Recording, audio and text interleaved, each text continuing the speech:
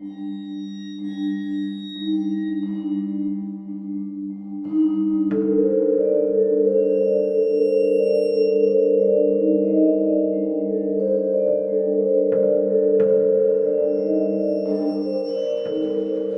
hello, and welcome to Al Dente Rigamortis. I'm Review Cultist. I'm Mikey. The E stands for evil. And I'm the gamer in yellow.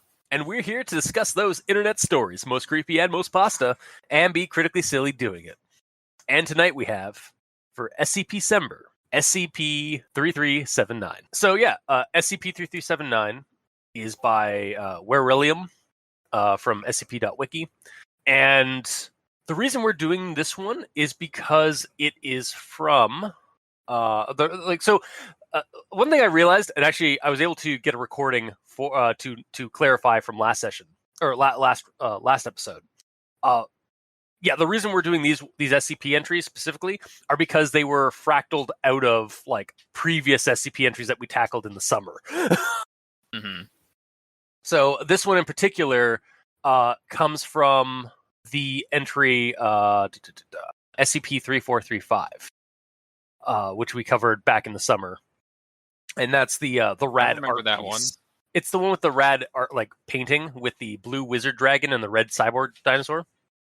Oh, okay. Yes, I actually do remember that one. Yeah, and it's also by that one was also by Weryllium. So yeah, we're doing another Weryllium.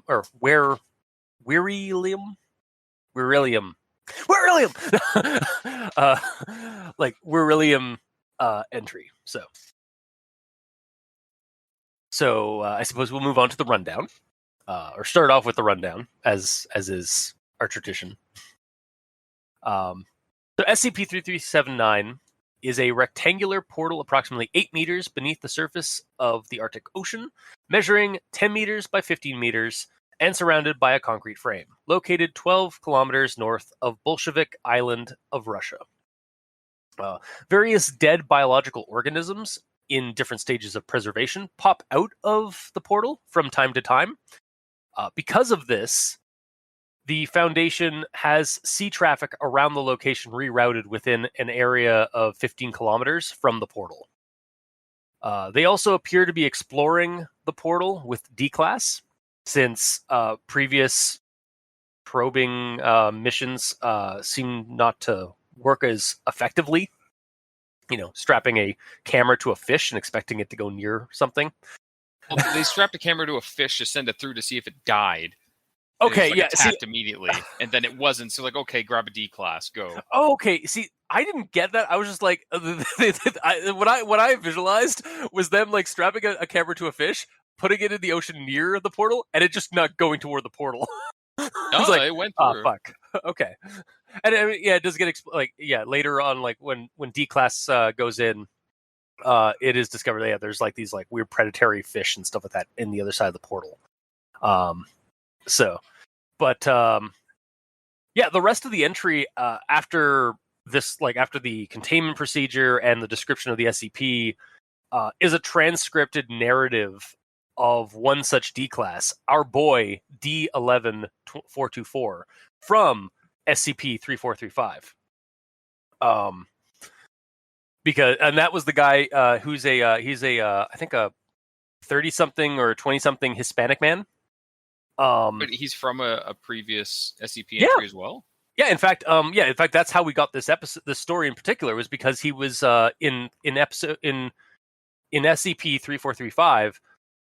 He's in an interview talking about the painting and like his dreams and stuff, and the blue dragon took him down along a beach and like out near the ocean, and he like said like he loved he always dreamed of being a deep sea diver, and that's actually the link to this episode, to this entry.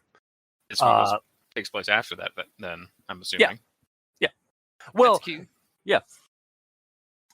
So yeah, D11424, who just gives no fucking fucks whatsoever to like any of the strange shit he experiences in this transcripted like journey he goes to, that we get to read. And the such weird shit that he gives no fucks about are as followed.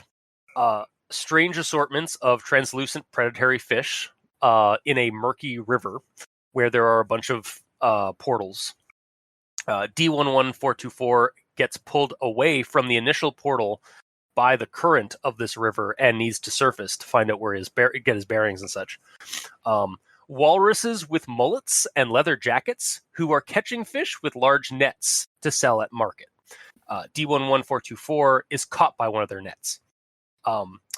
Elvises with carts of train parts, in quotes. D11424 sees this in passing through the strange marketplace. Viking exiles at said transdimensional marketplace. D11424 is sold to the Vikings, who free him and then promise to take him back to the portal after a slight detour in the marketplace. Next thing he sees is a tentacular mercantile entity with hands in place of suction cups. D11424 is framed by the Vikings when they steal from said tentacle beast and must run away. There's also a horrible plaza down some spiraling stairs with hanging bodies on fishhooks and an airplane outlined in paint on the floor. D11424 nopes away from that when he realizes what he stumbled upon. Then there's a large pneumatic tube system that deposits people into a pit of fused bird mass. D11424 is comically sent through this system and crashes down onto the mass. A weird bloody cloth that obscures a maroon form that moves about D11424. The feed kind of suffers at this point with a lot of static, and so we kind of don't get a clear picture of what's going on, but it's there. The form is definitely cutting into D11424 based on the screaming and later context. D11424 is then discarded and thrown into a deep shaft lined with with a bunch of portals that have meat and refuse just falling out of it. He hits the water at the bottom of the shaft and is sent back through the portal of SCP-3379 by more hand tentacles and reaches the surface above in the regular world. D11424 is then recovered by the Foundation and examined medically and debriefed. Aside from a missing kidney, from, I guess, the said encounter with the maroon form and the screaming and cutting and stuff, as well as some other injuries and his missing gear, D11424 seems good. By other injuries, you mean 2 missing fingers? Yeah, 2 missing fingers. I mean, again, other injuries. I'm sorry. When you gloss over other injuries, it's like, oh, he has a bruise here. He has a little cut on his leg. It's pretty important when you lose fingers. I mean, yeah. Well, at the same time, I'm going to counter that asshole with the fact that I'd say a missing kidney is way more of a predominant injury compared to fingers being lost. I'm just saying. Another kidney, it's fine. Do we have 2 kidneys? Probably. I don't know. I'm not a doctor. Clearly.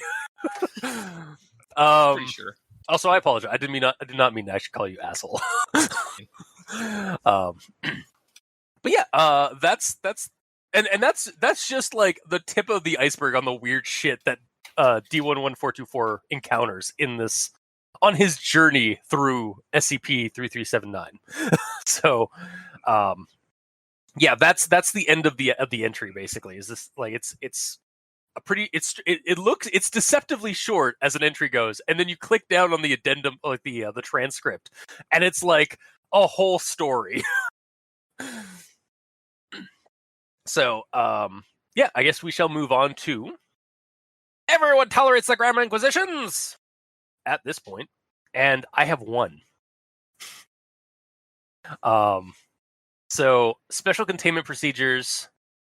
All sea traffic within 15 kilometers of SCP-3379 is to be rerouted. And I'm pretty sure it should say are to be rerouted, not is to be rerouted.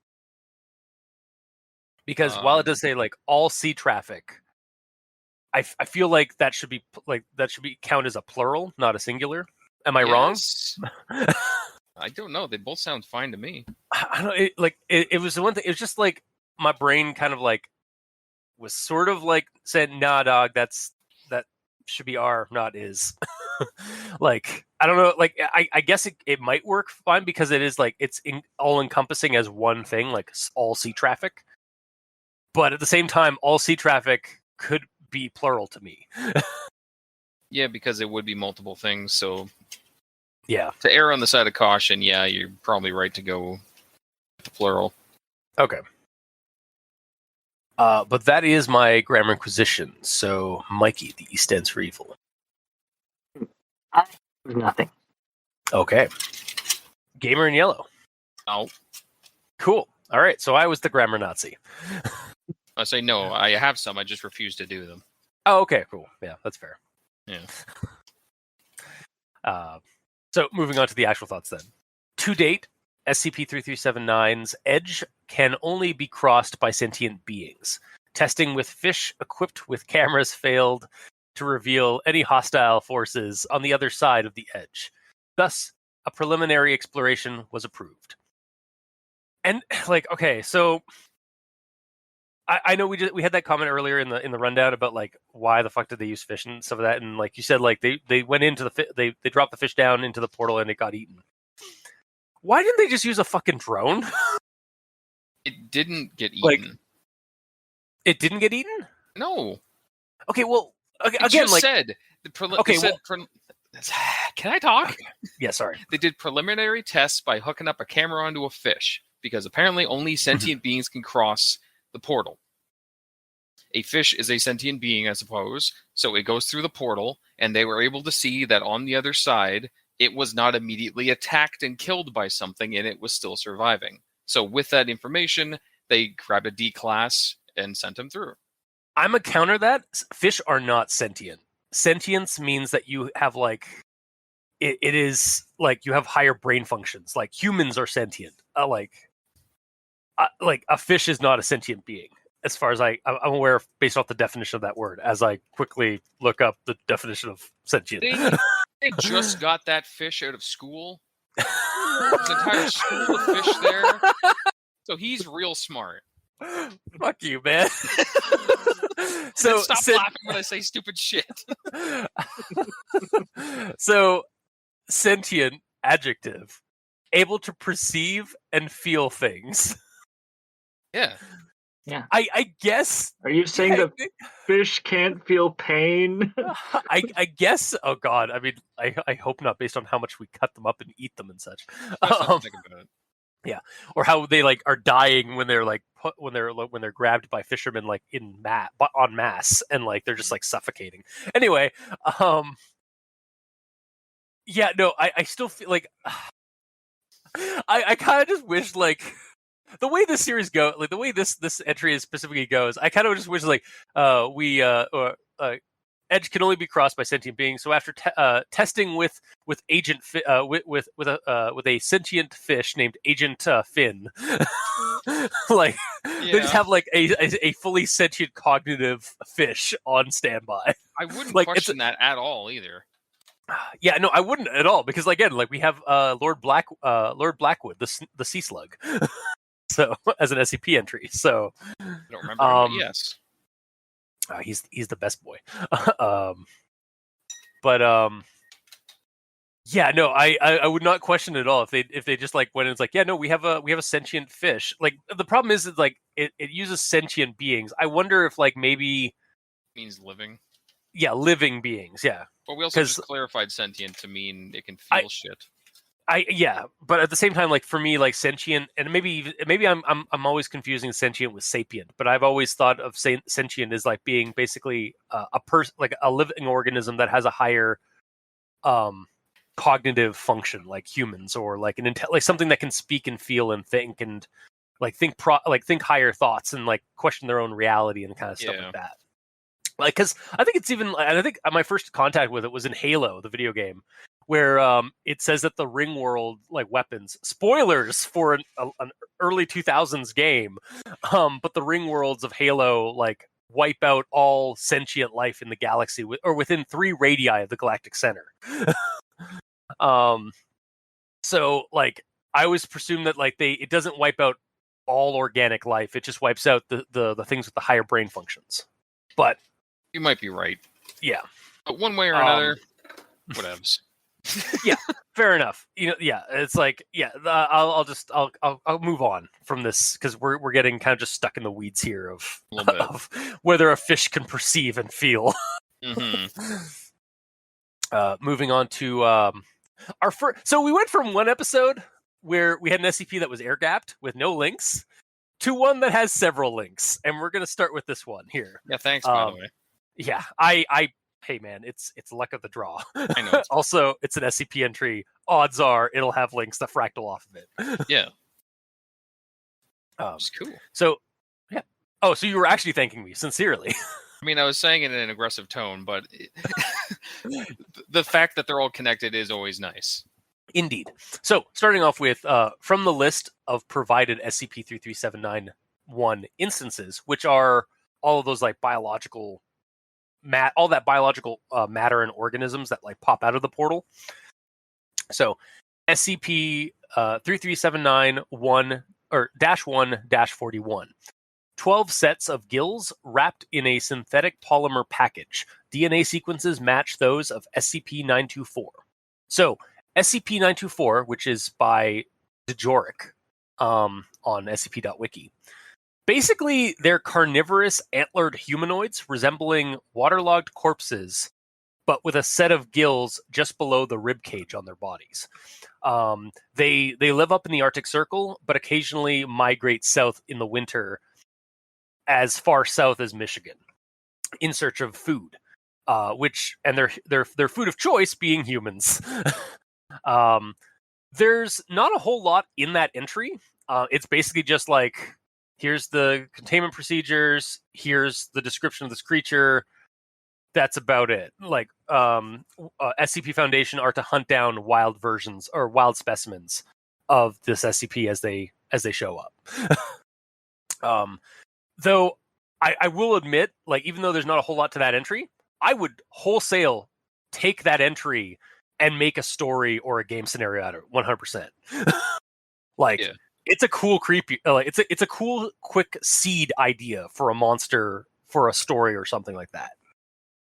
One thing I will say about this entry, about not about SCP-924, but about 3379 and this like list of instances we get. So the list of instances we have, they're just like 6 examples were given. Out of 350 recovered instances as of 2018. So I feel like at the very least, like I'm okay with having a short list if you honestly don't want to write down like 350 instances. But I feel like a little blurb that says something along the lines of, for further reading on cataloged instances, please see your director or overseer for proper access. Or something along those lines, like underneath it, just so you like we have like some kind of little like escapism or like immersion level addendum to kind of like be a cop out. I say cop out like as but not in a bad way or anything like that. But like just as like a way to like listen, like realistically as the author here, I'm not going to write down 350 fucking examples. Yeah, or maybe have it say below is a list of all the instances that aren't just dead versions of animals that exist in our time and dimension and everything, like standard dead animals. That's the rest of them. These are all the weird ones. These are all the anomalous examples, basically. Yeah. Okay. Fair enough. Yeah. I guess. I mean, if that was there. Yeah. No, for sure. Yeah. Like that kind of little blurb. Yes. Yeah. That's all I kind of really want is just like a little blurb there. Yep. And then I'm going to move on to my next one here, which, actually, honestly, this one just like, this is just, I said it earlier about like, so D11424 appears approximately 4 meters from the precipice of SCP-3379. And then this is like into like the little like interview dialogue stuff. So, Dr. Arcio, everything looks good. Ready? D11424. Well, I did say I always wanted to be a diver. Let's do this. And then, yeah, basically, like, you might remember D11424 from such SCPs as SCP-3435, the rad art piece with the blue wizard dragon and the red cyborg dinosaur, which is also by Weryllium. So, again, just sort of recapping that, like, yeah, this character, this is why we're doing this SCP specifically, is because this character was linked in a previous one. And yeah, like in that one, in 3435, he comments is like, I always wanted to be a deep sea diver. So yeah, no wonder he was so gung-ho. Like, it's like, let's do this. To explore this thing, like, underneath the Arctic Ocean. Also, kind of nice to get a bit of continuity here. Like, we actually see a little bit of, like, elaboration on, like, this D-class character's journey. I'm pretty sure at some point it says, like, specifically that SCP Foundation, when they get D-class, they ask them, like, what do they want to do? What have they always wanted to do? Have they? I believe, like, I've read that somewhere before, where basically they use that so, like, if, like, for example, that guy always wanted to be a diver, so if they have to do a diving mission, grab him and he'll be gung-ho to do it. Yeah, that's true. And boy, howdy, is he gung-ho for this trip. Yeah. and I'll get into that later. So, like, next thing I have on my roster of actual thoughts here, as we go down the narrative of this transcript. Several creatures resembling walruses are seen surveying the riverbank. They possess blonde hair, styled in a mullet, and black leather jackets with various decorations. A large net drags behind them, attached to their belts by hooks. What was everybody else's reaction to this? Because I was just like, I'm sorry? Like, basically, I read that, I'm like, of course they are. Like, of course they're freaking greasers. Yeah, just bullets. Like with their flippers, they're snapping. Is like just like snapping their flippers. Yeah, as they go down the trail to from their own portal. And my comment after this is like, and shit only got weirder from there. Yeah, you're not wrong. So on to the next thing here. D11424. To the portal by the riverbank looks like D14424 size. This is where I tell you were right, huh, Dr. Arcio? You don't have to. 11424. All right. See you on the other side. Hope I'm not sacrificed or something. 11424 is carried through the portal and emerges into a desert environment. Several unidentified birds can be seen flying overhead. Motion continues to suggest 11424 is being carried. 11424. Be real with me. What are the chances I get out of this alive? Dr. Arcio pauses as Dr. Arcio confers with research team to assess morale. Slim. I really enjoy 11424's attitude throughout this story. Like, this is just kind of the beginning of it. As I read this dialogue, I couldn't help but feel like he was just rolling his sand check and passing every fucking time. Yeah. And just roll. A hard time with this at all. No, 100%. Yeah, and just rolling with the punches every situation he gets. Like, it was like a really fun like interaction with, like, because it was like it sort of removes a lot of the horror. Like, there's horror like moments in the story based on descriptions of shit that that 11424 encounters, but it's more on our end. It's less on his end. He's more like a pulpy hero. It's like, oh, come on, this now, like, he's like an 80s action hero kind of feel. Yeah, kind of like that, or yeah, exactly, or the kind of character that you see in like the pulps, like not by Lovecraft, but more from like a Conan character, or like or Doc Savage kind of character. Where he just, like, again, they just roll with the punches. They aren't afraid of getting, like, they're like, well, here I am again. I'm in this situation. Like most of the other D classes, they're basically just robots. They just ask the questions that they're meant to ask and do the things they're meant to do, and then that's it. They have no personality. This guy really does. Yeah, he thinks he asks questions. He asks if he can try shit, or he just does it on his own. Like when the walruses show up, he's like, they're just fishing. May I return? And then Dr. Arcio's like, just like is like talking to the research team. He's like, "Oh fuck it, I'm going." And then Garcio's like, "Please wait for input." He's like, "I'm a free interdimensional man. I am going." And then Yeah, he just I climbs love the that wall. line. I love that line. And he Yeah. and he climbs up the wall. And it's like, woo! Wow, that was a lot harder. Oh shit! And then he falls into the water. Yeah. Yeah, no. I actually I took that out of my notes, I think, or I had that but I didn't bring it up. That's weird. How dare you? But yeah, no. That line specific is like, I am a free transdimensional man. Interdimensional. Yeah, sorry. Yeah. But yes. Really do enjoy his dialogue here because you brought up a point, like, they're very robotic a lot of the time, the D class, because they're just meant to be like research and just like test subjects. So they're I think a lot of writers just treat them as basically crash test dummies.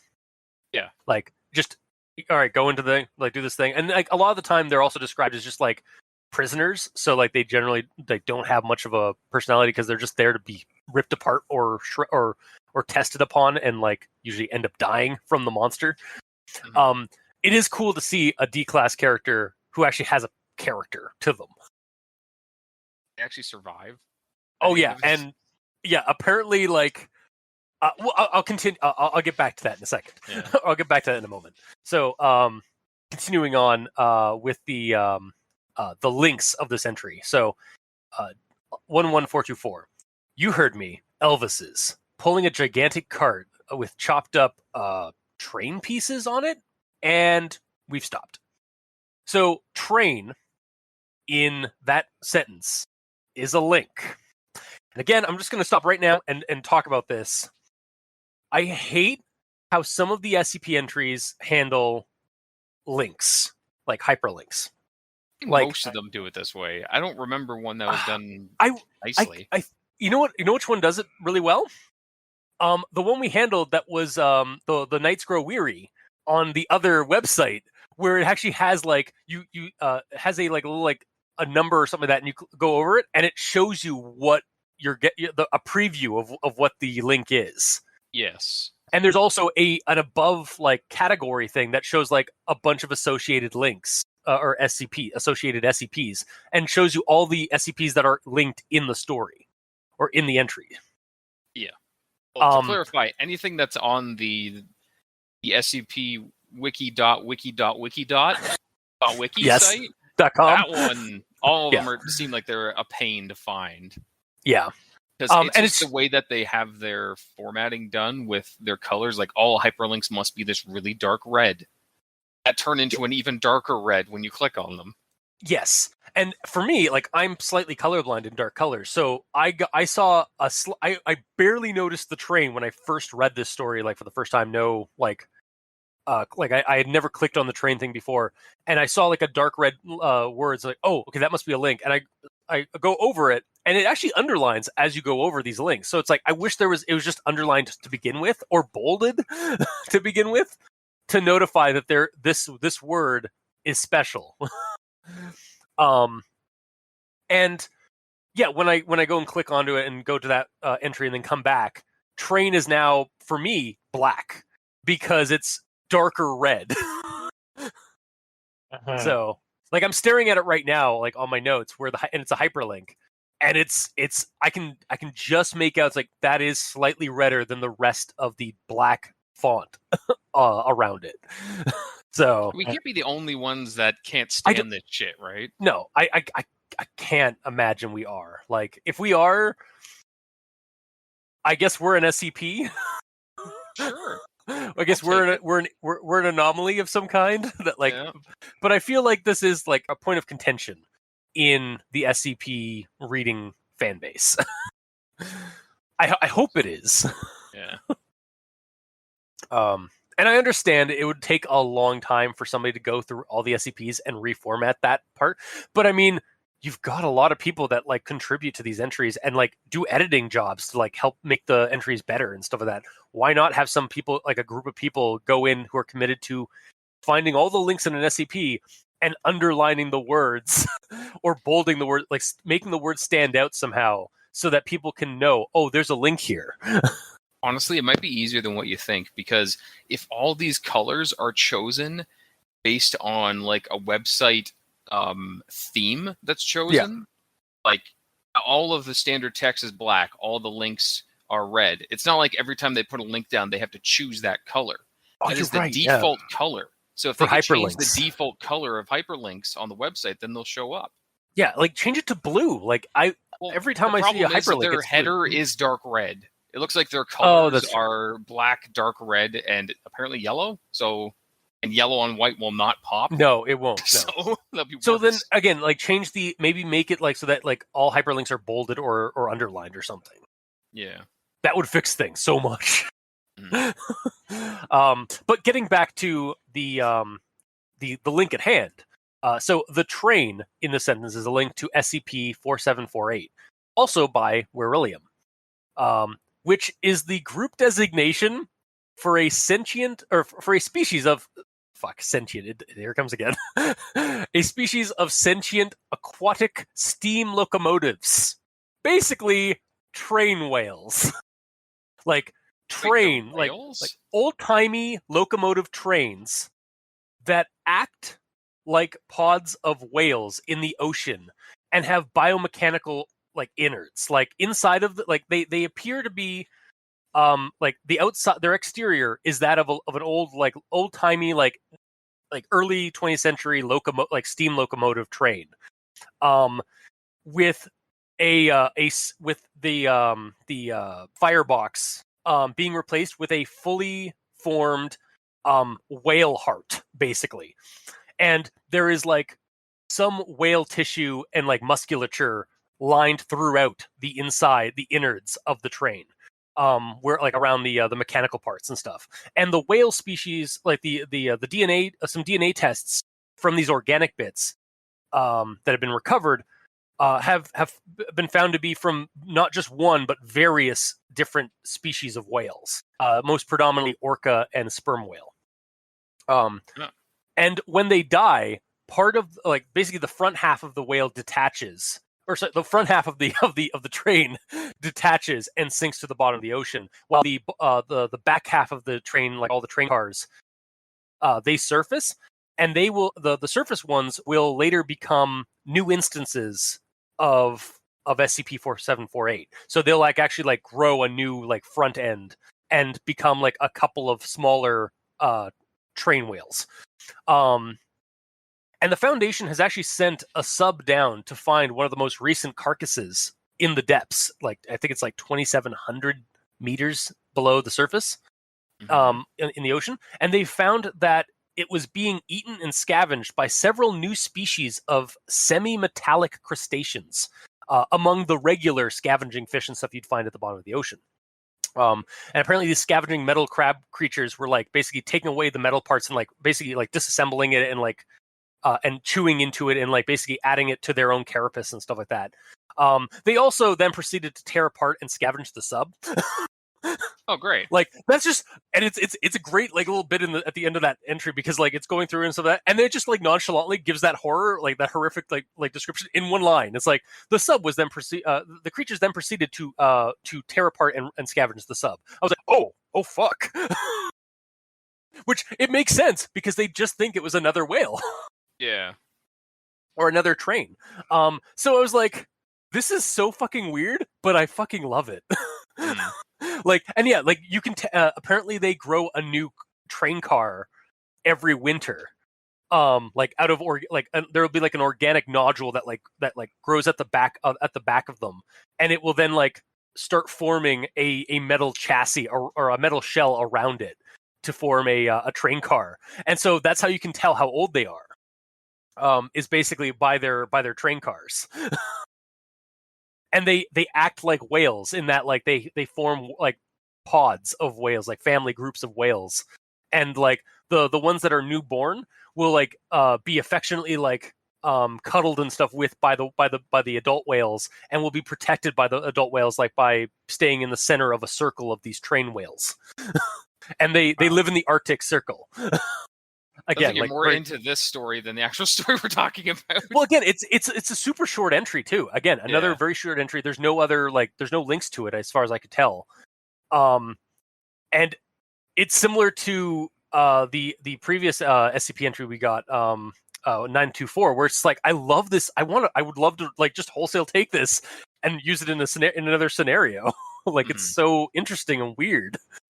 I'm not gonna lie, when you first mentioned that it's like sentient trains, I really thought it was going to be a Thomas the Tank Engine situation. Yeah, no, it's like, yeah, it's. I'm a little disappointed, but not really. No, it's less like sentient. Again, I think sentient is used wrong. Probably. I mean, maybe it isn't. Maybe it is like, maybe sentient is the word for like animals and stuff like for like even like baseline animals and stuff like that, because they can perceive and Google this think. right now.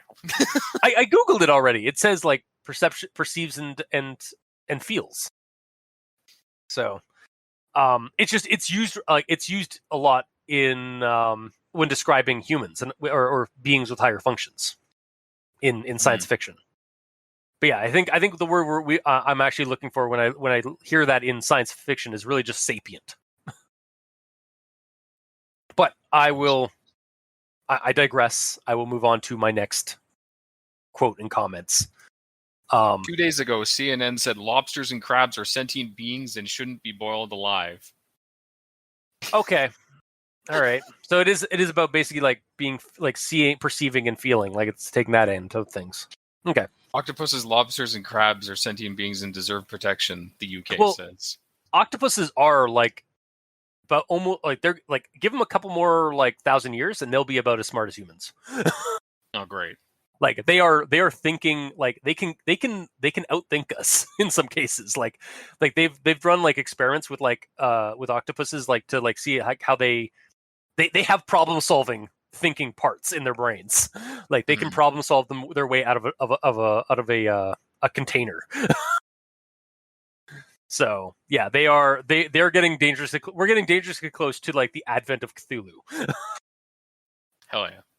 Yeah, we thought he was Cthulhu might have been a time traveler who like went back in the past. He might be like a fully sentient like octopus that just went back in the past, or we thought Cthulhu was really old. Turns out he's just really, really new.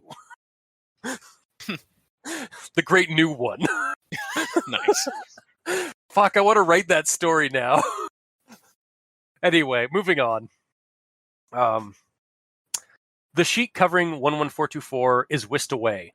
The entities speaking to the walruses appear to be humans, dressed in traditional Viking garb, with small glowing charms decorating their belts, helmets, and beards.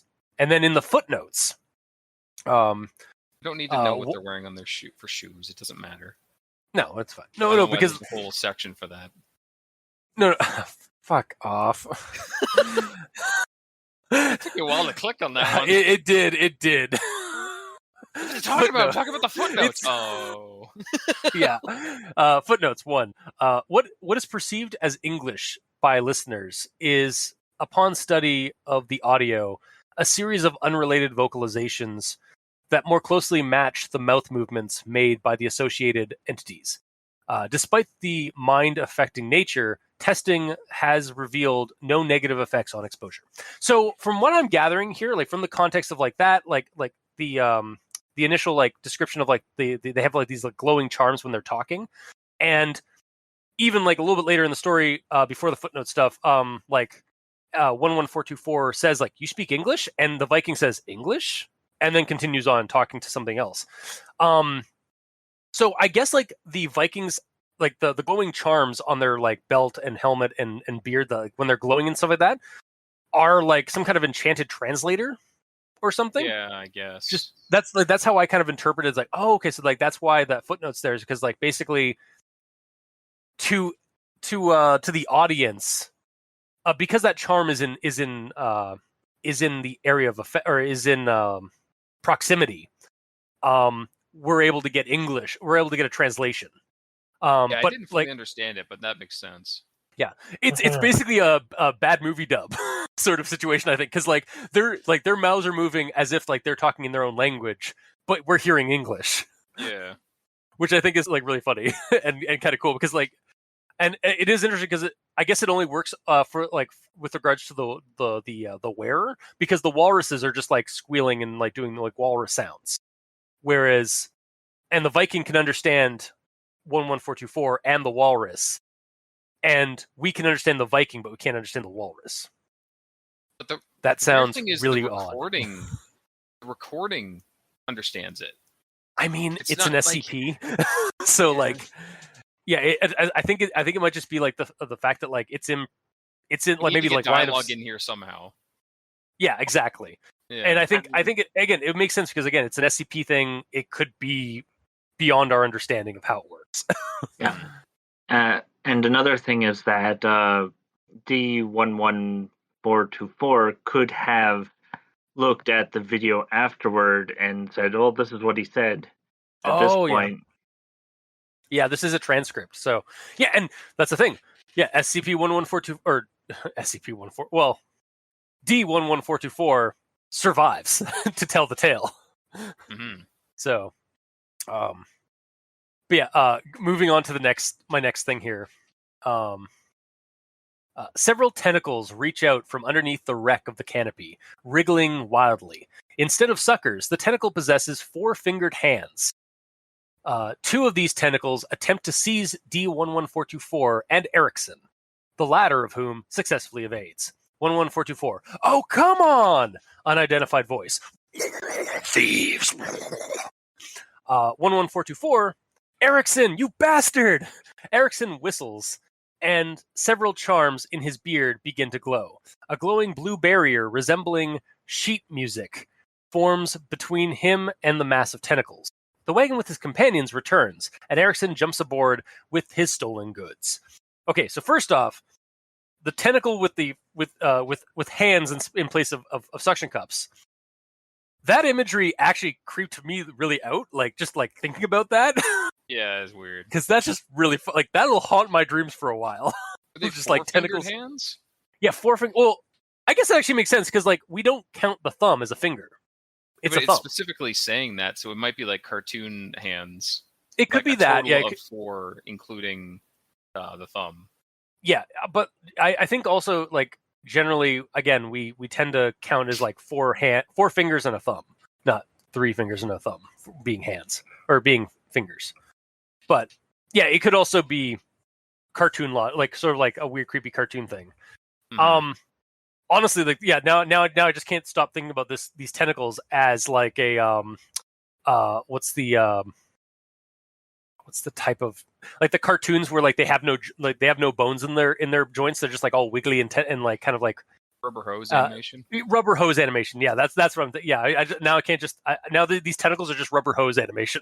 Yeah, it's a boss from frickin' Cuphead now. Yeah. As a side note, I love this weird transdimensional marketplace that we get to like see through the eyes of 1144 and his camera. It's like a D&D campaign. Kitchen segment. I will wholesale steal this premise for a game someday. Like just Borrow. there's just Borrow. borrow. Yes, borrow without permission. Yeah. It's not like we make money off those anyways. Like I will draw inspiration from this. There you go. That works. Yeah, no, like just these like an idea of like this like dimensional hub with like countless portals like on walls on the outskirts of it that people from all sorts of like dimensions come from and come to and fro and like set up shops and kiosks and like little merchant things and sell like goods. Like that just is so fucking cool. Yeah. Like, and the fact that like again we're getting a couple of SCP entries like linked into the story, like tied into like the court, like it seems like the perfect thing for an SCP entry because like yeah, they just show up and like come from different SCP realities or from wherever the SCPs come from. Mm-hmm. Pretty much. And case in point, onto my next thing, which is D11424 approaches a large concrete plaza with rows of human-like bodies suspended from oversized fishing hooks. Faded paint outlines on the ground are shaped like airplanes. So, oversized fishing hooks is a link to SCP-3531, which is by Magna 2S, which is a Boeing 737. 47. Is it 747? Pretty sure. I don't know if it's 737 is a thing. I thought I took it from. Hang on. I might be wrong. I may have just assumed 747 because that's the standard. Yeah, hang on. not that I want to fight you on it. I just want to double check. It says 737. Okay. Well, and that makes it even weirder then, because like, yeah, it doesn't exist, like that airplane. Oh, it probably does. I just don't know planes that well. No, I gotta look at Boeing. Yeah, I'm already doing it. That's a thing. Yeah, just the 47 is the popular one. Yeah, that's fair. Okay, anyway, so it's a Boeing 737. It's also some kind of and this is my best description of what happens in that entry. Some kind of interdimensional fishing abduction device for something from another reality to grab humans. Like when the plane takes off with passengers, water and seaweed flood into the airplane. Attendees who weren't there before show up and begin hooking passengers and like with fish hooks and escorting them away like behind curtains. Oh, I didn't catch that part. I just kind of like browsed over it. I didn't catch a whole lot of stuff. Yeah. I caught that it takes off and then weird shit spawns inside. Yeah. And yes, all this weird shit like spawns inside and like this weird shit happens. And the funny thing is that when it lands, anyone left has no recollection of what transpired. And even when shown footage of the events, which is where we get like we get a transcript of a D-class test footage like is supplied. They straight up deny it. Like it's like no, like they just straight up deny the footage. Like that didn't happen. SCP-3531 is to be stored in the hangar of Site 38. And yeah, so within regards to this story, and there's also like they've also recovered like the black box of 3531, and it kind of like the message that's on it is sort of like along the lines of two voice or like a voice talking to something else about how they found this really cool this really cool thing in this other universe on this little planet. They're called humans, and I think you're going to want to collect some more. I think they're going to be really big sometime soon. So we better get some while the going's good. And it's just like, well, I guess we now know where Kingfisher Airlines takes the human haul they get. Sounds about right. So it's like, oh god, it's like a creepy like fishing, like basically like a fishing warehouse in another dimension, but it's the Fisher humans. Yeah. Also, I like the idea. I like the fact that it's named Kingfisher Airlines throughout the entry. Like when the when the airplane takes flight, it's like you're now like welcome to Kingfisher Airlines, because a kingfisher is a type of bird that like fishes, like darts down and spears fish in the ocean. Yeah. So it's very appropriate for this. And another kitchen segment. I kind of people who know us on the show and know know our other show, One Less Die, which is an RPG actual play podcast, probably know that I love scenarios and games by Hebanon Games with Caleb Stokes, and he did a game and created a cosmic monster called the Fisher of Men in one of his scenarios. That basically, like, it's this cosmic creature that drops down lures that are not quite like perfect for like they're not quite perfect like camouflaged like replicas of like things that we'd see in regular life, but they're close enough that people will approach them and then get grabbed and whisked up into the air. And he's done some elaborations on this creature like in another scenario. And I kind of want to take this premise of this Kingfisher airline and basically just use that the creature that's hauling people out of it and stuff is just the Fisher of Men. Like Kingfisher, right. Yeah, like Kingfisher Airlines is just another avatar of the Fisher of Man. Yeah. So, but yeah, that's What's his competition? Yeah, yeah, maybe. But yeah, that's my my thing for that. On to my next one here. D11424 falls into a large body of water. After a minute of floating in place, 11424 is forcefully pulled down and towards the original SCP-3379 portal. Halfway there, 11424 begins to regain consciousness and resists the pull, where his movements reveal that the pulling originates from several tendrils, with hands in place of suckers, similar to the ones encountered earlier. 11424 is ejected through SCP-3379 and manages to swim to the surface. 11424. I survived. Holy shit. End log. D11424 was recovered by onboard SCP-3379 research team and taken into the sickbay. 11424 was found to be missing one kidney, 2 fingers, his scuba gear, and was unable to remember anything starting from his 6th birthday and ending on his 8th. D11424 reported the experience to be traumatizing, but fun overall. And to that I have to say, fuck yes. Like, D11424 is now now officially my favorite SCP employee? I guess test subject is more appropriate. Yeah. He's just my favorite, D class. Absolutely. Like, he's now up there with Lord Blackwood, the Sea Slug, and Joey Fucknuts. and the That's high praise. It is, like, honestly, this character, like, I would love this, and apparently he's in other entries. Oh, is he? Yeah, he's Don't let him go.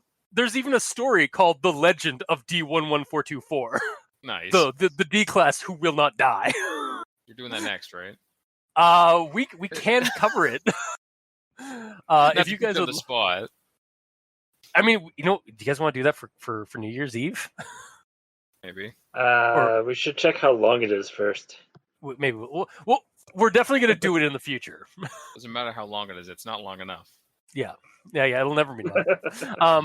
We will. D11424 will return on ADR in ... Yes. Yeah. 100%. Like, I love this. I love this character. Like, 11424 is my favorite fucking character, I think, so far. Like, he's up there with Joey Fucknuts. Mm-hmm. So, and it's like, it's nice because he fits in like a niche, like, because like I have 2 favorite SCP entities, that being Lord Blackwood, the Sea Slug, and Joey Fucknuts, and now I have a D class that I have a favorite of. Yes. So, yeah, that's my actual thoughts, guys. Mikey, what the E stands for evil? What have you got? So, to start off, I have a question for Gamer, because you've already ended it through yours. Okay. Which is, where did things start going from being sort of critical to silly? Because for I guess for me Review it was Cultist, it was the walruses. Yeah, it was definitely the walrus, because up until that point it was like, okay, some weird, creepy, like, translucent fish predators, like that's par for the course for like an SCP, like, and transdimensional, like otherworldly, like that's basically like From Beyond, like Lovecraft's story From Beyond, where like there's like these weird liquivore creatures that like live in a parallel universe right beside our own. And then when he surfaces and sees the walruses, that's like, what? Yeah. Sorry, continue. So I'm just asking if that was the same for Gamer. I mean, pretty much, although it is also kind of silly that they took one fish, put one camera on him, and he somehow went through the gate, like through the portal. Like, they were able to command this fish to go to a specific place. Wait. You that was when things got weird, but you had no problem with that. But you had no problem with the fact that they strapped a camera to a fish and had it like and were somehow able to control it to go into the portal. That's what. He's asking me when it started getting silly. That's when I said it started getting a little silly. See, that was what my problem was with that. Was that it was like, what the why didn't they use a drone or something like that? Like, but yeah, okay, fine. It wasn't alive. The silliness is the fact that they took one fish and one camera and somehow got it to go through. I don't know how they managed to do that. No, it was Agent Finn. Yeah, I'm sure it is. Yeah, he's an SCP. It should have been hyperlinked in extremely dark red that you can't see. Maybe that's what. Hey man, only you can do. Only you can. Nice. I was gonna say. Nailed it. I was about to say only you can prevent forest fires. Wait, what? Yeah. No, like don't let your dreams be dreams. We can make that SCP, Agent Finn. Secret Agent Finn. Secret. I might have to like jot down some notes for an SCP that's just a fish that's on the payroll of the SCP Foundation. Mhm. And it's just the picture that accompanies it is just like a fish on like in a fish market. Like dead? Yeah, yeah. His final mission. No, he was playing possum. He was like spying on someone. Yeah, He's exactly. not really dead. Or it's like Chicken Boo. Like it's just a normal fish, but everyone treats it like it's an agent. Yeah. That's, To bring that's back- the only anomalous feature of it. It makes people around him think that he's alive, but he's really not. Exactly. Yeah. That's our callback from last week, by the way. Is Chicken Boo. Yeah. Anyway, sorry, not to derail. Continue. So The question has been continuing answered. on. Yeah. So where it went sort of silly for me was with the fish. Okay. So Um, yeah. So not the one that they sent with the camera, because like, sharks with lasers, fish with a camera. Right? Oh, okay. Yeah. All right. But I have the quote here. So yeah, they might be anomalous piranhas or something. D11424 chuckles. Hold on, there's a big school of big fat ones coming towards me. Dr. Arcio, make sure. Shit! Several large red fish with 4 eyes bump into D11424, sending him downstream for an indeterminate distance before he grabs onto a rock to hold himself still. So, my visual was the big red fish with 4 eyes was fish with glasses. Wow. Wow. Like, see. Okay, I'm trying to think of this in context to Mikey and his and your unique perspective on things.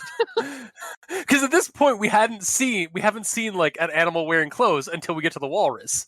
So like, I can see where you'd like think. I can see with your mentality. Like I'm rolling sand right now to make to see your perspective on this, and I can see it. I've gained a point of mythos. Okay. I don't understand why. Because for like, I can see why Mikey would think like when he reads 4 eyes, he doesn't see a 4-eyed fish as in a physically 4-eyed fish. Gotcha. He sees a fish with glasses, which I understand now. Yes. And for anybody else out there that's lost, it's 4 eyes is a slang term for somebody with glasses. Yes, I did not catch that. Yeah. That is good, though. I see what you're saying now. But yes, I bow before the king of critically silly, Mikey, the East stands for evil. Yes. Yes. It's funny because I actually stood up and bow. Alright. So, next thought what is in regards to the fused birds.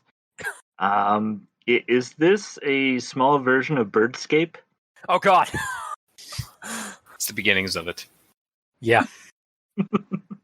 that must really like that must. I don't know if I could like physically. I think I could get over that, like falling onto a mass like a giant mass of birds. Mentally, I don't think I could take it because like he definitely crushed a couple of those bird creatures like in the process. Massive, aren't they? Are they massive, or like are they just? Is the mass just massive, and it's like still just like regular birds? I have no idea.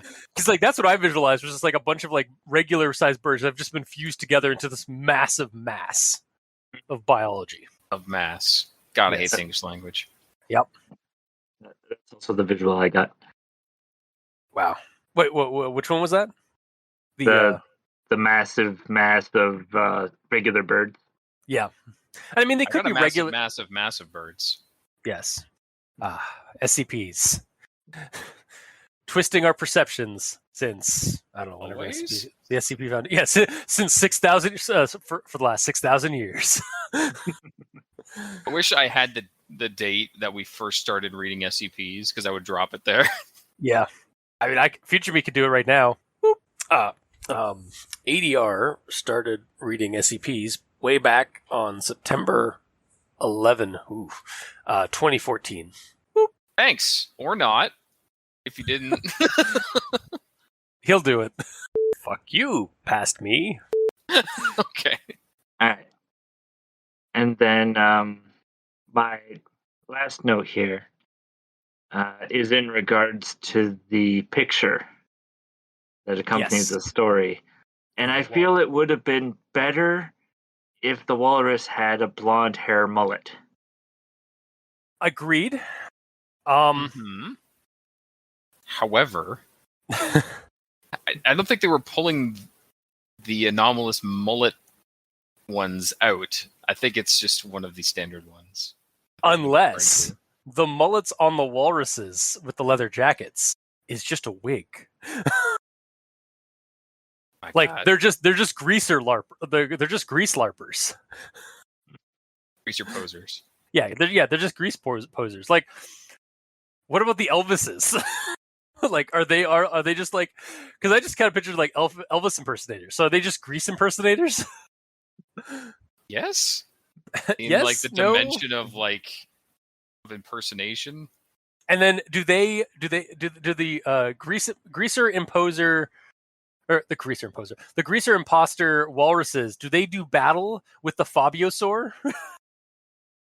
Because remember back in November, like last year, we talked about a T-Rex with Fabio's blonde, luscious hair. Yes, I do remember. The Fabiosaurus Rex. Yes. And also yes.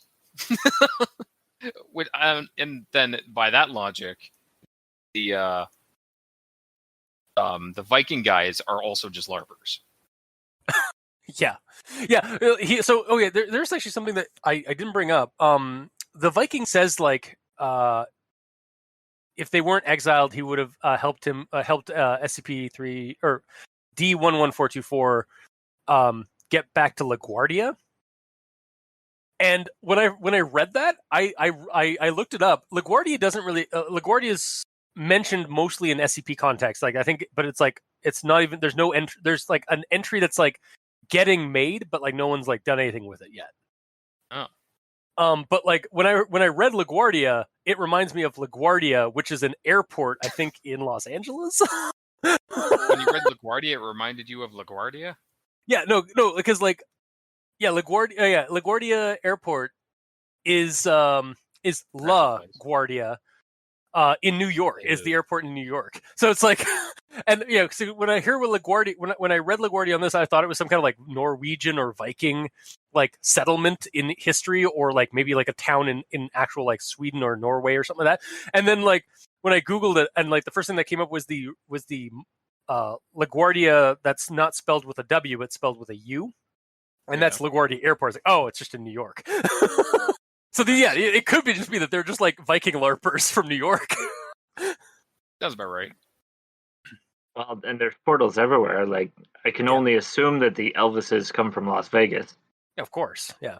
Mm-hmm. I mean, if there's going to be another SCP-3379 instance or anomaly, it's going to come out of Las Vegas for sure, right? Because Las Vegas is weird, and like the number one rule about Las Vegas is you don't talk about Las Vegas. Or what happens in Las Vegas stays in Las Vegas. That's. I think you're mixing it up with Fight Club. Yeah, I mean Fight Club, Las Vegas. It's basically the same. Shh. Sure they are. Sure. But Mikey, continue. Sorry. Yeah, so that's the end of my actual thoughts. Oh, okay. Gamer. Okie dokie. Let's see. So right from the get-go, the description. SCP-3379 is a rectangular portal approximately 8 meters beneath the surface of the Atlantic Ocean, measuring 10 by 15 and surrounded by a concrete frame. SCP-3379 is located 12 kilometers north of Bolshevik Island, Russia. And to that I say, damn, they're pretty hardcore Minecraft enthusiasts out there in Russia. Like, Son of a bitch. we make Nether Portal for real. That's what they're doing. Yeah. Basically, it's just another portal. Yeah. In Soviet Russia, Minecraft you. Sure.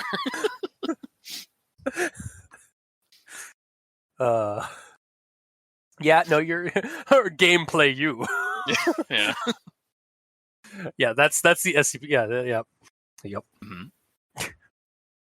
Actually, where is Bolshevik Island in Russia? I'm curious now. I didn't actually look it up. Bolshevik Island. Oh wow. Yeah, it's Oh, it's in one. It's basically like it's right at the top. There's a chain of islands at the kind of in this like the center or like basically in the middle of the ocean that's above Russia. Mm-hmm. And it's the southernmost island of that chain. Okay. Yeah, in the Laptev Sea, between basically the islands sort of separate the Kara Sea and the Laptev Sea, north of Russia. So interesting. Mm-hmm. Yes, I'll move on from there. Okay. Starts talking about instances of -1s showing up. Mm-hmm. And one of them is 12 sets of gills wrapped in synthetic polymer package. DNA sequences match those of SCP-924. Yep. So it says it's a synthetic polymer package. Is it like human made? Or is it like an alien made sort of thing? Alien as in foreign to us? Based on the context of what we get in the story, like later on, I wonder if like all the stuff that's popping out of that portal is just like stuff that's coming out of that marketplace.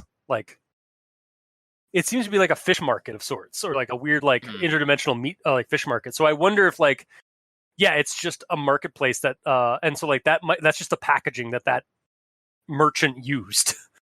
Yeah, I guess we didn't really get too good of a feel for like the tech of the area.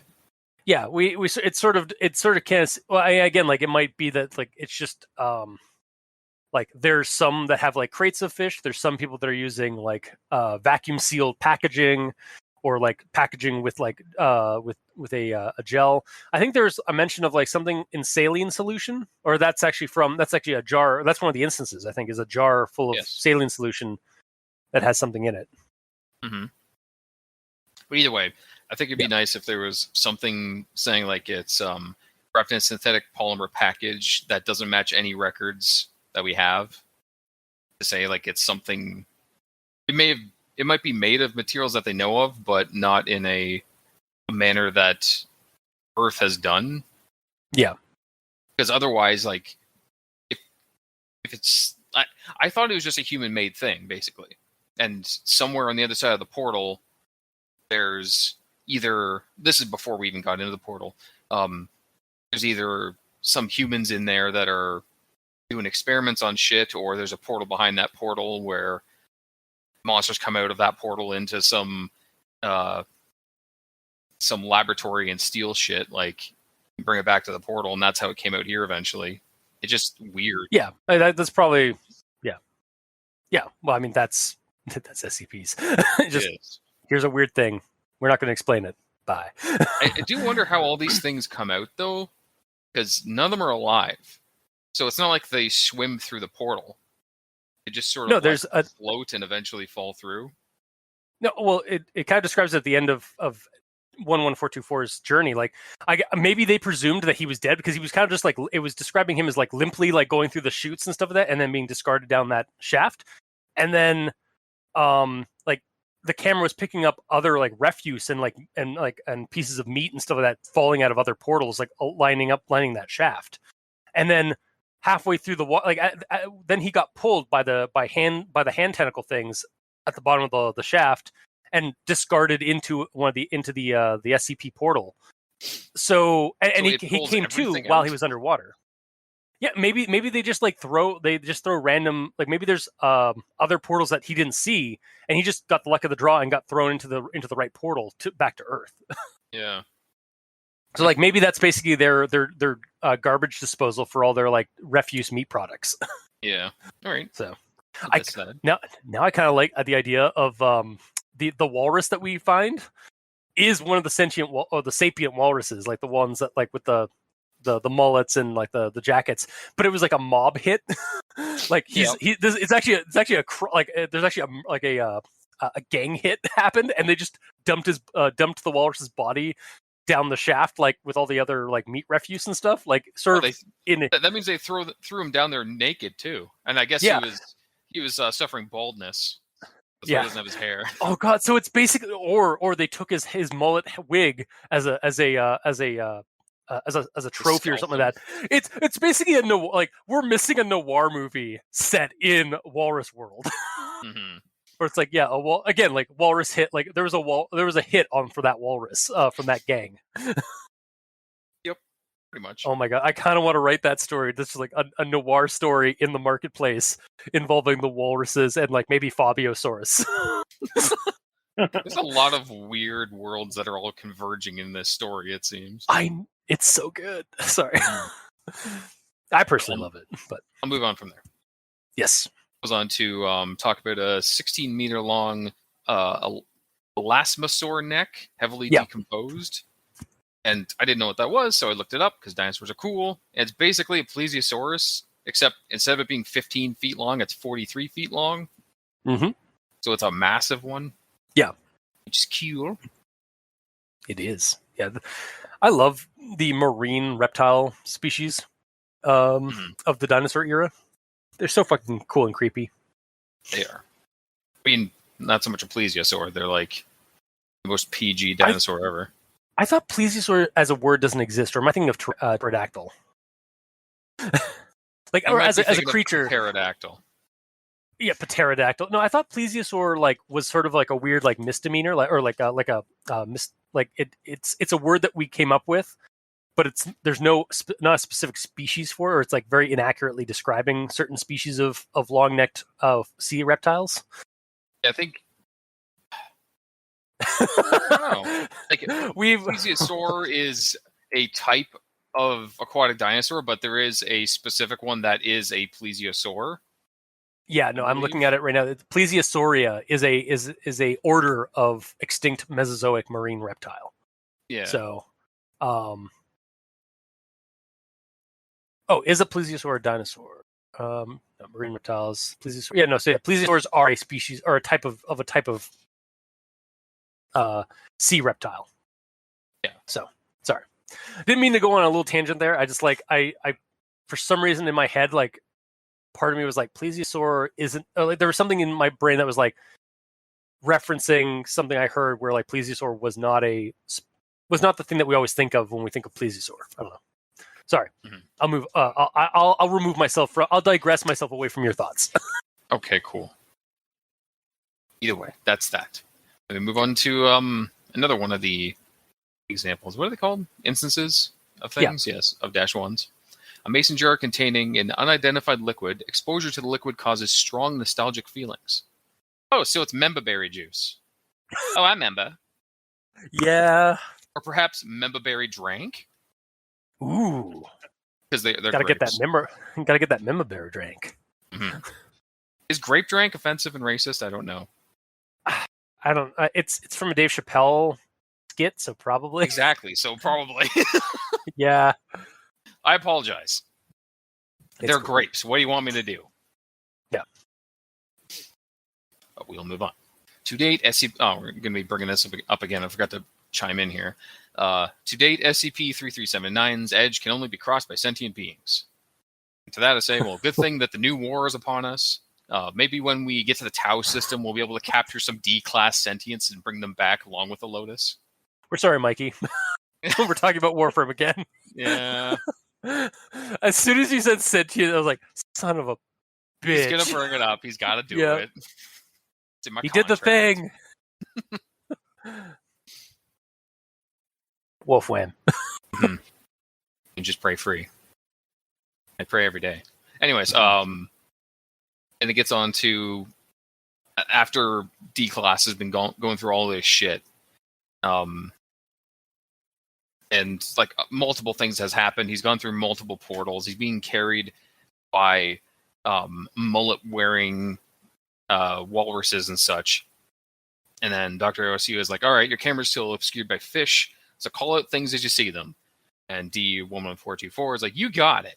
There's plenty of fancy looking gates, kind of like the one we went through when we got here, all shapes and sizes. Just past one the size of a condo, had gold edges all around. Some 6-legged giants walked out through there.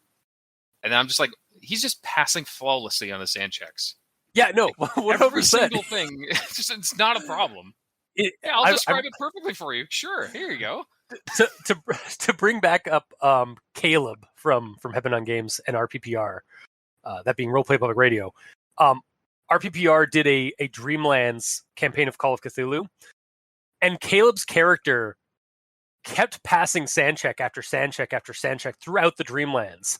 So the entire time he was just nonplussed and just like, no, this is a dream. Like, I'm in a dream. You're just an extension of my consciousness. It's like everyone around me is just an extension of my consciousness. I'm just in a dream. This isn't fine. Everything is fine. We're doing all these cool, weird things that would render a man insane. Why are you screaming? Because you failed your sand check. Roll better. God damn it. And then at the last session, right before, like right as they woke up or like escaped the Dreamlands, that's when he failed his sand check and realized everything was real. When he escaped? Yeah, just as they were escaping, like back to the waking world. That's when he failed the sand check. Of course. And it was just like, yeah, but like throughout that entire journey, motherfucker would not fucking lose a sand check. Nice. No matter how hard Ross tried. It was rather funny. And yeah, that's basically D11424. Like, just passing his sand rolling with the punches and passing them sand checks. Yeah, not a problem. Dude. Yep. Then they talk about the exchange, and he goes away with the Vikings, and he gets grabbed by the tentacle monster, and he's like, "Screw you!" And then D11424 bites several of the fingers of the tentacle, causing it to drop him. And then the voice is like, "The rule." What the fuck is the rule? Is it no biting? I wonder if the rule is like no stealing, or like maybe he's like calling that out or something, or like no violence in the marketplace or something like that. Oh, so it's a provincial situation? No. What's it called? Oh yeah, the Continental. Continental. No harm befalls anybody within the grounds of the Continental during it, and that's from John Wick for anybody who's not in the know. Yes. So yeah, I figured it's either no biting, or it's in regards to Erickson leaving with the goods instead of giving them to the tentacle, I guess. Yeah. Which is I guess what he was about to do. I don't know. No, yeah, that's basically he used 11424 as the fall guy for his stealing of goods from Tentacle Beast. Mm-hmm. From Hansy the Tentacle Beast. Pretty much. Then my last one on the main story is just being flabbergasted that he survived. Yeah. Like, I was surprised multiple times that he's still alive. And even at the end where he's like floating away like I thought he was dead, I'm like, okay, well, he died. So this is how it should be. He's D-class, he's supposed to die. I'm like, okay, he's going to survive. That's weird and cool. All right. Yeah, it was, there were, same thing, basically. Like, there were, every time he, like something was about to happen, it's like, all right, this is where we find out, this is where the footage is going to end or something like that, because he's going to get killed or sacrificed or something. And he just kept surviving. And then, like, even when he was, like, dropping down into the shaft, I was like, okay, now he's dead.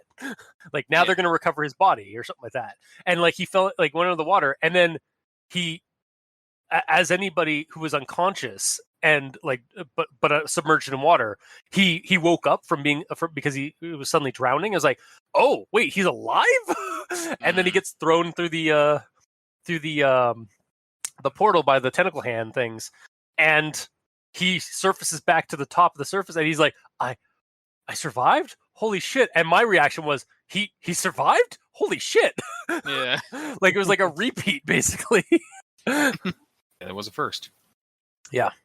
Then my last few notes are on specifically SCP-924, the Yes. shriveled up dude that's in the water and murders people. Yeah, not shriveled up, they're like bloated. Like waterlogged is bloated person. Generally. Was it bloated? Yeah, it says waterlogged, but a waterlogged corpse is usually bloated because it's literally like soaked up a whole bunch of water. Oh, I assumed it's like when you're in the pool too long and you get all raisiny, just like to the extreme. I mean, there's that as well. Like it would be pruny, but it would be mostly because of like water, because you absorb too much water in your system. Okay. Yeah. Either way, it doesn't Either change way. anything. Regardless, my first note's specifically about estivation. Estivation. Yeah, I think it's estivation. Yeah, what does that mean? I actually totally gapped on that. Basically, it's hibernation, but during the summer. Oh, that makes sense. But like, as soon as I learned that, I'm like, okay, but why are there two words for the same damn thing? Because they're both hibernation, just one's in the winter, one's in the summer. I think because hiber means something cold. Maybe. Hang on, I'm actually going to look that up. Hiber etymology. But that being said, I suppose it can be useful having them different, because you could say a bear hibernates, which then just saying that defaults it to mean that that bear shuts down and sleeps during the winter. And you could say SCP-924 estivates, which defaults to mean that he shuts down and sleeps during the summer. Like, you don't have to elaborate on it if you know what the actual definitions of hibernate and estivate mean, I guess. Fair. Prolonged torpor during hot, dry seasons, and then hibernation. Not hibernation. Okay, yeah. So, yeah, they are basically they mean the same. They mean basically a torpor, like a metabolic depression and torpor for creatures. It's just dependent on the season or on the climate, basically. Yeah, when things get cold, animals that hibernate shut down. And when things get too hot, yeah. I think it's mainly in bugs. That's interesting. Yeah, that makes sense. Honestly, I had never heard of that word before, so that was actually really neat to find out that there's a hot season equivalent of hibernation. Mm-hmm. And it explains why. Like, right at the start, it says the special containment procedures and the description and everything, and it says the tank must be at this low temperature. If you need to go in the tank for any reason, you have to raise the temperature to at least this, and that's why, because it'll put them to sleep. Yeah, it'll basically make them drowsy and make them like less hostile towards you. Mm-hmm. Which is nice. Mm-hmm. Then it gets on to say, it's talking about where the encounters happen, and it says that, surprisingly, it migrates south to hunt as well. It says the southernmost encounter with SCP-924 was approximately 3 miles outside of Redacted, Michigan. So that's surprisingly close. And does that make it so this is a Great Lakes monster, basically? Or did he migrate down through the St. Lawrence River from the Atlantic? It could be that. There are other rivers that come down from Hudson Bay down farther south. So, are there? Yeah, there's like, we have a whole river gamer. We have a ton of river. Like, okay, I say that as like, oh, you should know this, but like, I've been staring at maps of rivers and mountains recently, so I apologize for like trying for just stating that. And we have a crap. There's a crap ton of rivers that go like from like the Arctic or like from like the northern region of the continent down to as far south as like the Great Lakes. So yeah. But yeah, right after reading that, I was thinking about like, okay, well, maybe they don't need a water passage to get there, because maybe they can walk on water, not walk on water, walk on land, and be fine like that. But then the next sentence I started reading after I thought that was an incident on redacted, while resulting in no casualties, proved that SCP-924 was capable of supporting themselves and moving outside of water, and that attacks on unwary fishing vessels are possible. So, like, basically the story answered my question as I had it in my head. Yeah. Also, as a quick aside, and not to usurp your segment here, but Mythos would Mythos would make it better, like Cthulhu would make it better. Segment here. These are just deep ones who worship Ithaqua. So they're Arctic-born deep ones who worship Ithaqua, hence why they have giant antlers. Like they're just like these like basically antlered deep ones. And I will wholesale take that idea and run a Cthulhu game out of that. Or they have antlers because they're Wendigos, basically. Yeah, well, that's what I mean. They're basically a deep one mixed with a Wendigo. Or at least like some interpretations of what a Wendigo is. But yeah. Yeah. And that's it for my notes. Okay. Then we shall move on to final thoughts. This story, this entry, this SCP entry is a story disguised as an entry. Like, it's got like a pretty short and punctual, like secure, like containment procedure and description. It's got like I said, 6 examples, and then it's really the transaction or like the interaction or the document that you have to like expand on or expand down. That is really the heart of this story. And it's really, for me, this story is less about the portal and more about 11424. Of course. It's really it's not until the entry that we really get into like the like knee deep in the weirdness of this entry, and like because it's almost like the portal that's described in the entry is just a gateway, but to the actual weirdness of the SCP entry. I absolutely just love the weirdness of the journey that D11424 goes on. I love his attitude in his journey. I love the fact that it's a D-class character that survives. Like, yeah, that is very strange. Yeah, I just love it. Like, I 100% recommend this entry. I had a blast reading this. It may not be super scary or super spooky, but honestly, SCPs don't have to necessarily be super scary or super spooky to be awesome.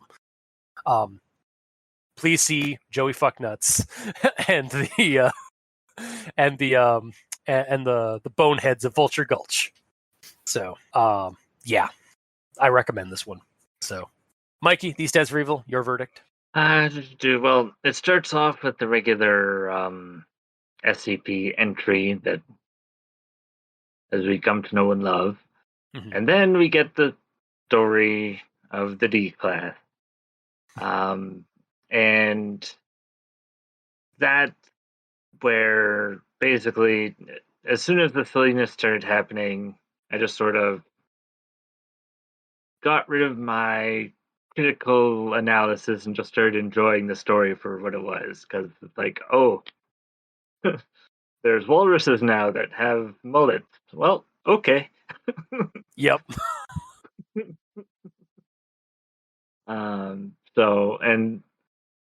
It makes the story more surreal, so it's more imaginative than a lot of the stories that we get on here. So I am going to recommend this one. Okay. And Gamer. I mean, I'm more or less going to be parroting you guys. But yeah, there's a lot of stories that converge into this one, it seems. And yeah, it is a lot about D11424, but this isn't really about him. It's not supposed to be anyways. It's supposed to be about this weird dimension of other dimensions that dimensionally connect dimensionally to this dimension. Yo, dog, I heard you like dimensions. Yeah. So I put dimensions in your dimensions. Pretty much. It's a portal hub, basically. It's a hub world, or that D11424 goes into. So yeah, or ends up in. And each one is like really weird and different, or like pretty normal, except that there's that word again. Except the sentient creatures of the planet. Intelligent sentient creatures of the planet are walruses for some reason on that universe. It's in weird. One universe, but then there's like a world of Elvises, and then there's Vikings, and it's very like Mikey brought up, it's very surreal. like the world. It's a surreal. It's almost kind of, what it also reminded me of is like a sci-fi story where you're going to an alien marketplace, or the troll market from Hellboy 2, where it's just a bunch of random supernatural entities in this mundane marketplace-like environment. Mm-hmm.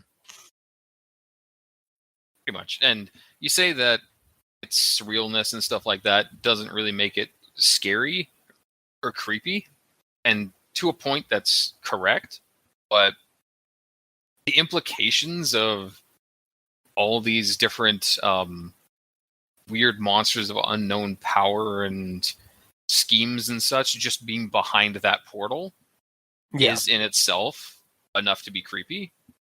Oh, sure, yeah. Like, if you get to the immersion of it, that, okay, there is actually a portal out there, and behind that portal, there could potentially be a six-legged giant that comes out one day.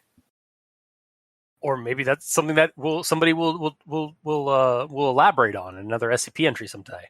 Like, I think there's as much a sense of wonder that's being kind of brought up here with the surrealness as there is horror. Yeah. And again, like, most even of the stuff that was brought up wasn't like super horrible. I mean, horrible as in, like, it was making 114. Was it 11424? 11424. You show him respect, sir. It's 11424. That's why I was making sure to correct it. Like, there was multiple things that made him like vomit or like gag a bit, but it wasn't described in a way that made me want to retch or nothing. Like, it wasn't overly grossly described.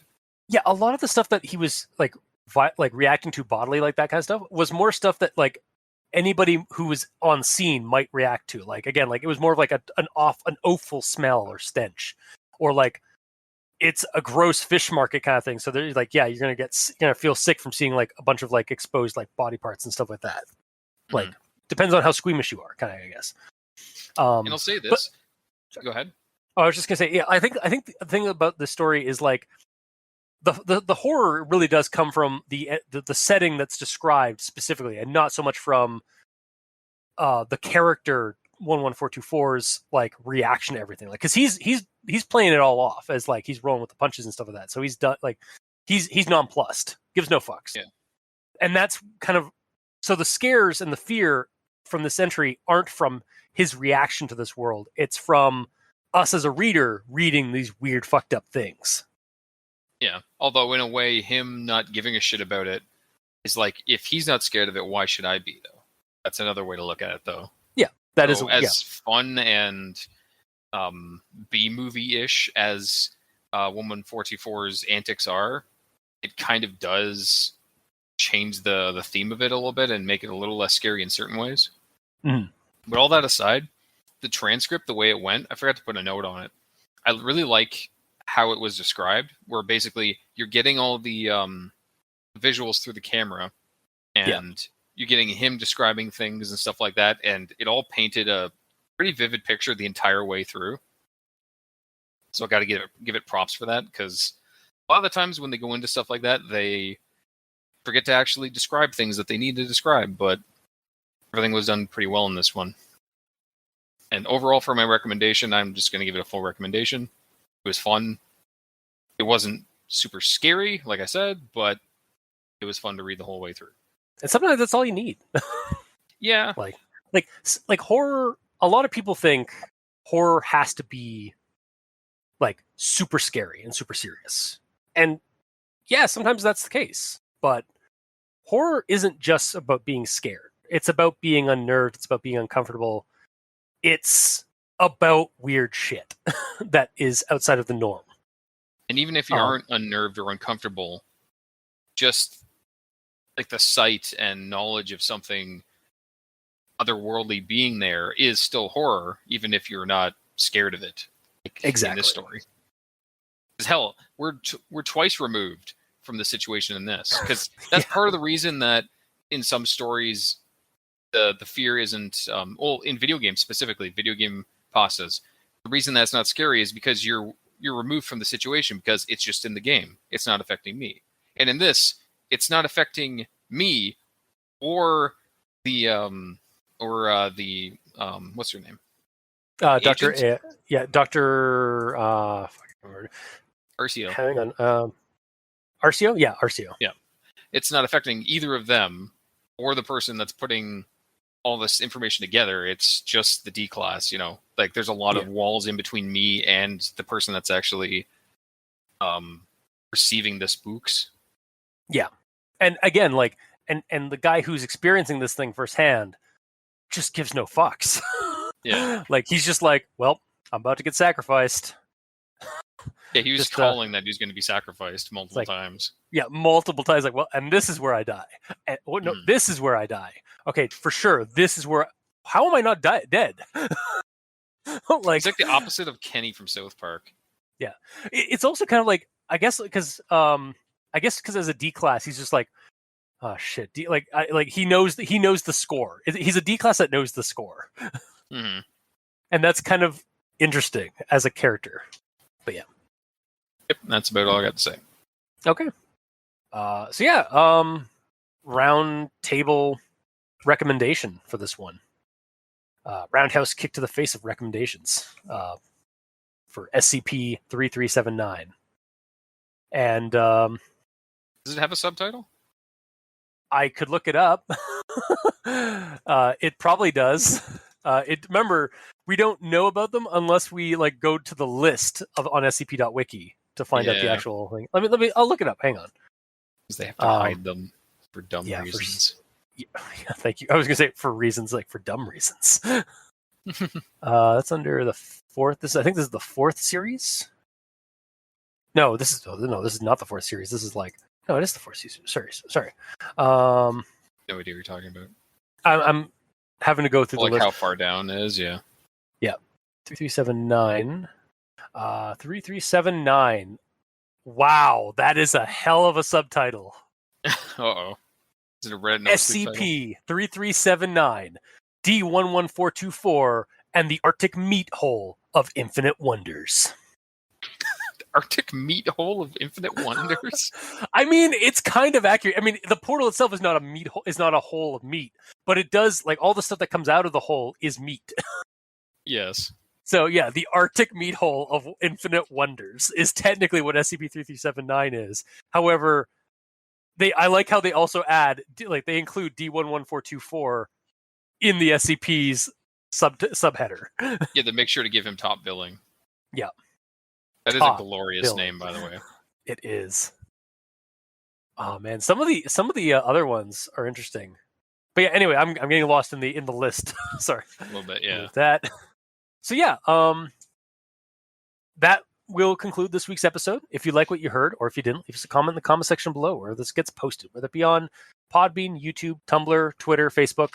You can also send us messages on Twitter. Mikey is at the E stands for evil. The Gamer in Yellow is at the Gamer in Yellow, without that W because his name is very long. Mm-hmm. By the way, Gamer, welcome back to the show. I just realized we haven't addressed the elephant in the room. The fact that you went out onto the open roads with your dad last episode. Yeah. The night hauler. Of course, yeah. So it's good to have you back. Thanks. Good to be back. And I'm at Review Cultist on Twitter.